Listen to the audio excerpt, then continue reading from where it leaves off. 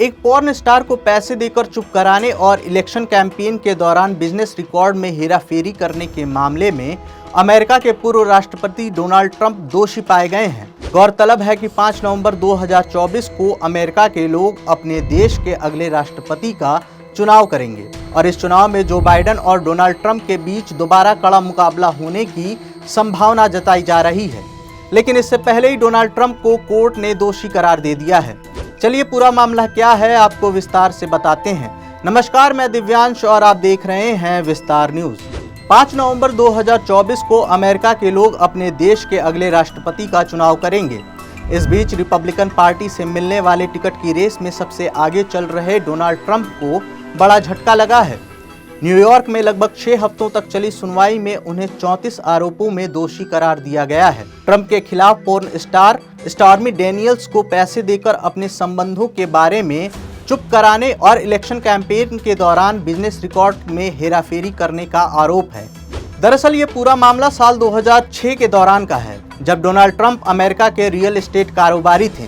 एक golf tournament के दौरान ट्रंप और डेनियल्स की मुलाकात हुई थी। पॉर्न स्टार स्टॉर्मी डेनियल्स तब 27 साल की थी और ट्रंप 60 साल की। स्टॉर्मी ने अपने किताब फुल डिस्क्लोजर में इस मुलाकात का जिक्र किया है। उन्होंने बताया कि जब ट्रंप से उनकी मुलाकात हुई तब उनकी तीसरी पत्नी यानी मेलानिया ने बेटे बैरन को जन्म दिया था। इसके बाद साल 2016 में राष्ट्रपति चुनाव के दौरान ट्रंप के वकील माइकल कोहेन ने पॉर्न स्टार स्टॉर्मी डेनियल्स को $1,30,000 दिए और उनसे कहा कि वह 2016 के चुनाव से पहले ट्रंप के साथ अफेयर को लेकर कुछ न बोलें। ट्रंप के वकील ने भी इस बात को स्वीकार किया था कि उन्होंने पैसे का भुगतान किया है। बता दें कि इस बात का खुलासा द वॉल स्ट्रीट जर्नल ने किया था। इसी के आधार पर ट्रंप के खिलाफ क्रिमिनल केस चलाने का फैसला किया गया। इसी मामले में ट्रंप दोषी करार दिए गए हैं। वहीं कोर्ट ने 6 सप्ताह में 22 गवाहों को सुना है, जिसमें स्टॉर्मी डेनियल्स भी शामिल थीं। पूर्व राष्ट्रपति डोनाल्ड ट्रंप ने गुरुवार को अदालत के बाहर बोलते हुए इस मामले को धांधली बताया और कहा कि यह एक शर्मनाक घटना है। यह एक विवादित न्यायाधीश की ओर से की गई धांधली वाली सुनवाई थी जो भ्रष्ट था।